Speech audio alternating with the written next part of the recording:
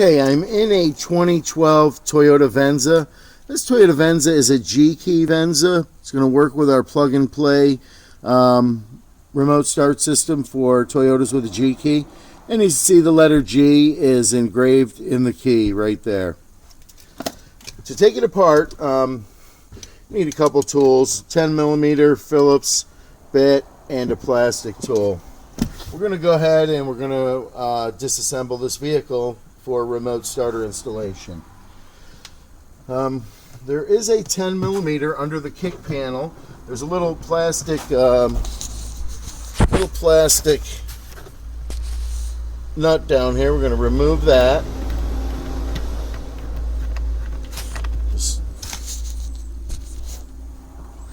Okay. Just going to move this to the side a little bit. There's a 10mm down here. We're going to go ahead and we're going to remove that 10mm.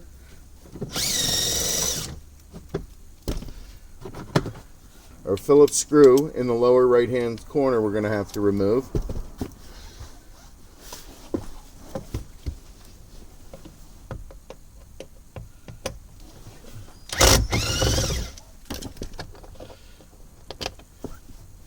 And now we should be able to remove the dash.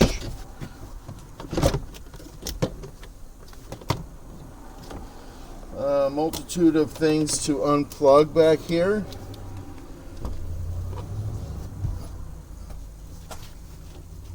You can reach in and release all of the plugs.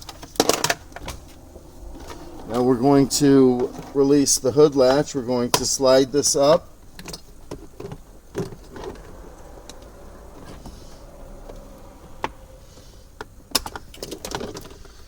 Cable. Now over here, I'm going to just unclip this whole little device right here from the dash. Just pop the ears back.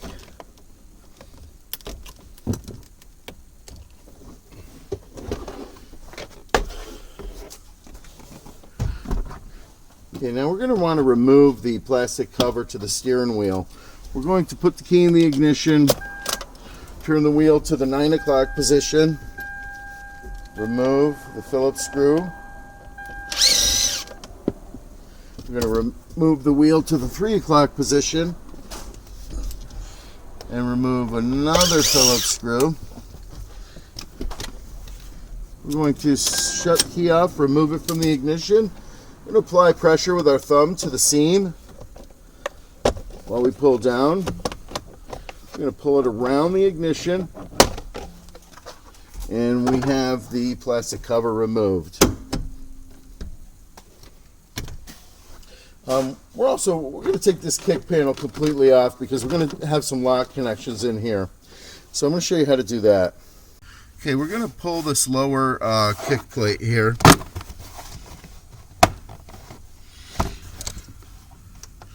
I'm just going to take our plastic tool, put it under at each clip and pry upward. And we're going to remove this whole kick panel.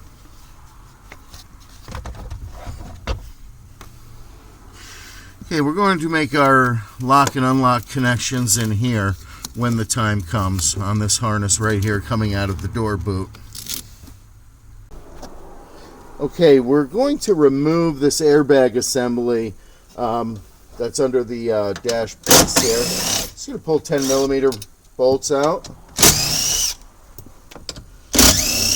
Now you want to be careful not to pull on the cord to the airbag.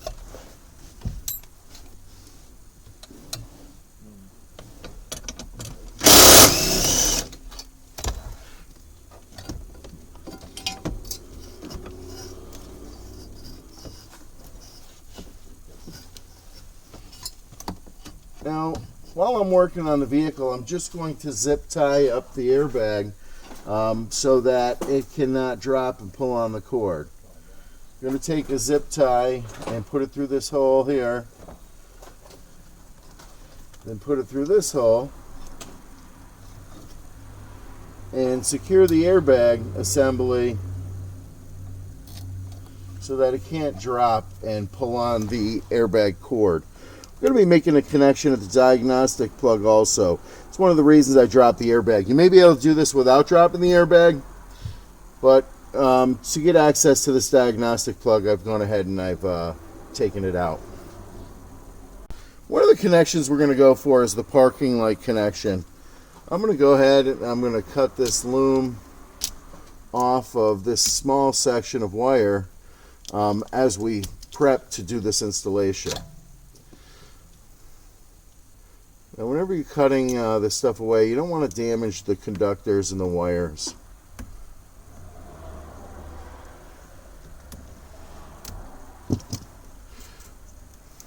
Okay, this is the parking light switch, and we're going to find our parking lights at the switch here. They're going to be a negative trigger to activate the parking lights. Okay, we've identified the parking light wire at the parking light switch. It's a red wire. It's 3 pins in from this side. We have a violet, a black, or brown, and then our red. We're going to put a negative on it, and the lights come on, and we know that this is our parking light signal. We're going to go ahead and we're going to tap this wire up here. It makes it easier to find it if we go right to the switch. I'm sure there are other places in the vehicle, but this is the easiest spot. Okay, so we're going to apply a tap here. You can also strip and wrap this. I'm going to make sure the tap digs into the wire good. Now we're going to look for the brake. We're going to find the brake over here at this fuse box module here. Okay, we've located a brake signal at this plug right here. We're looking to get access to this dark blue wire. It's 3 pins in here. There's an empty pin, a light blue, and then the dark blue right next to it. That's the way we're going for. It comes around this loom. So what we're going to do is we're just going to move back the insulation here, the protective cover on this cable or harness.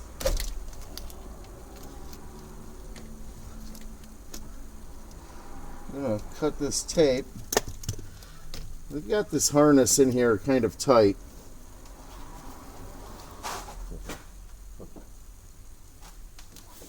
And we're going to get our target wire out.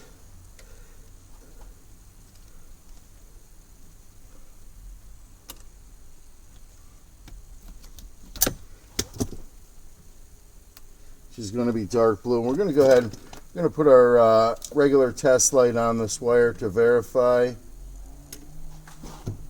When we step on the brakes, the light should come on. This is our brake signal. So we're going to go ahead and we're going to apply a 3M tap to the brakes as well.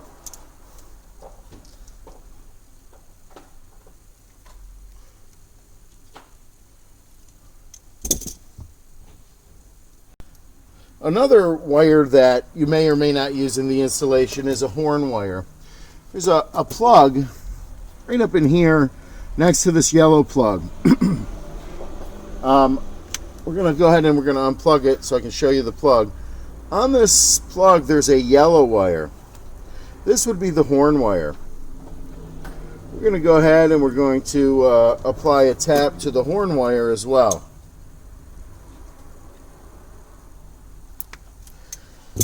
And I'm going to plug this back in. It's right behind the steering wheel here. And I will verify that it's the horn wire by putting a negative on it, and it will sound the horn. Okay, we're down in the driver's kick panel. We're looking for lock and unlock. Actually, we're going to use the arm and disarm wire to lock and unlock the doors. There's a harness that comes through the door boot, and it terminates at these 3 plugs. This yellow plug's an airbag plug, so I would stay away from that completely. And the wires we're looking for are brown, and that would be a lock or arm wire, and then the disarm or unlock wire would be gray. So we've located these 2 wires, and we're going to just verify. We're going to lock the doors with the brown, and we're going to unlock them by doing a negative signal on the gray wire. So these are our lock and unlock wire. They're located on this white plug here, and they are brown and gray. Okay, we're going to need to make a connection at one of the wires at the diagnostic plug. We're going to need to make the immobilizer connection. So we're going to go ahead and we're going to release the diagnostic plug from its bracket by pushing the two tabs in on the side. With the plug out, we're going to turn it so we're looking at it like the instructions. We're looking at the diagnostic plug from the front, and we're looking for the second pin in right here. If we turn around to the back, we have one empty pin.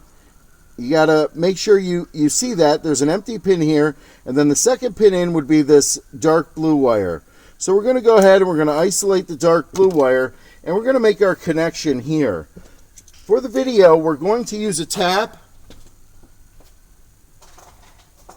but you're welcome to do a strip and wrap connection if you'd like on this wire. So I've applied the T-tap, and I'm going to snap this back into its bracket. And it'll only go in there one way. So we've located all the connections that we'll need. The next thing we're going to do is go ahead and we're going to plug in the T-harness and the equipment. Okay, there's another connection at the diagnostic plug that we'll be dealing with. There's a gray wire all by itself over here in the corner. This is a tachometer output from the vehicle. We're going to tap this wire as well. This is where we're going to get our tachometer signal.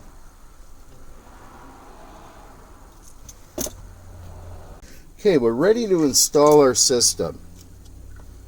First thing we're going to do is we're going to locate our ignition plugs from the T-harness. We're going to locate our ignition plug on the vehicle. We're going to press the release clip and unplug the ignition switch. We're going to plug our T-harness into the ignition switch. We're going to plug the ignition switch into our T-harness. We're going to locate our peripheral connections. The first one we're going to do is a ground connection. We're going to go ahead and we're going to find a suitable ground for this ring. Purposes of the video, I'm going to ground it right here for now.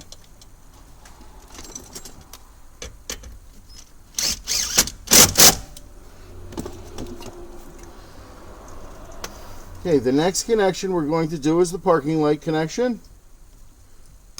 And we're going to do the horn connection. Now, I'm not routing these wires yet. We're just going to make our connections. I can show you how it works in the video. Here's our tachometer connection. We're going to go ahead and we're going to connect that. Our brake connection. Going to go ahead and connect that. And this is our data wire that goes to our immobilizer. We're going to go ahead and we're going to connect that at the diagnostic plug. So just to recap the connections, our white wire from our Crime Stopper is going to our parking light connection. Our yellow wire from our Crime Stopper is going to our horn connection. Our purple wire or violet wire is going to our brake connection. Our red with a white stripe is going to our tachometer connection. Our black and red with black is going to ground. And our gray with a red stripe from the Identilink is going to the IMMO wire at the diagnostic plug. At this point, our system is installed. Before we program it, we can go ahead and we can do a test start. Okay, we have our lock and our unlock connections as well. We're going to do our lock connection, which is the green from the Crime Stopper, to our lock wire on the vehicle, which is brown, and our unlock connection to our gray disarm wire down in the driver's kick. Our system is completely installed. Okay, we're ready to do a test start. We can go ahead and we can put the key in the ignition, And I'm offering this in a couple different configurations. It's a single button configuration that starts the vehicle and controls unlocking of the vehicle. And we've wired it for a 5-button configuration as well. So we're going to go ahead and we're going to do the test start with our remote. We're going to press the start button for 3 seconds and let it up.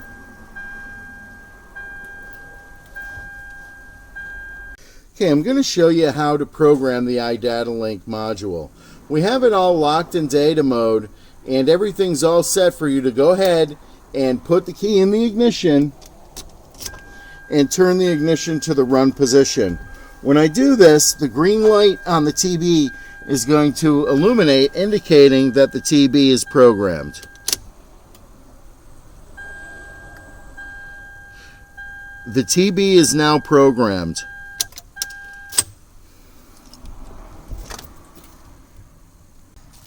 Okay, we're standing outside of our 2012 Toyota Venza. We just completed our plug-and-play remote starter installation. Now, I offered this in multiple configurations. I'm going to show you a single button configuration and a 5-button configuration. To start the vehicle, we're going to press the button with a key. This will trigger the parking lights to come on, acknowledging the vehicle's received a signal.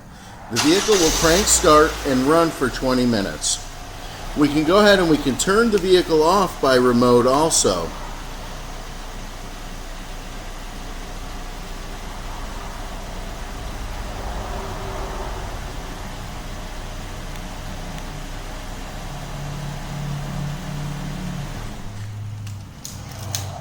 Okay, we can lock the doors by pressing the closed lock button. We press it twice, it'll give us a horn honk confirmation. We can unlock the vehicle by pressing the unlock button. If we press it twice, it'll give us a 2-honk confirmation. And again, starting the vehicle is done by the key button. So I'm going to lock the vehicle. I'm going to show you how it works with our single button. Our single button remote, we simply press the button for 3 seconds. The vehicle will crank, start, and run for 20 minutes. Now, this Toyota remote will not work with the engine running. So when you come back to the vehicle to unlock it, you want to press and hold our single button remote again for 3 seconds, and it'll unlock all the doors to the vehicle. So we can control unlocking and starting with our single button, and with our 5-button we control locking, unlocking, starting, and we also have a panic feature.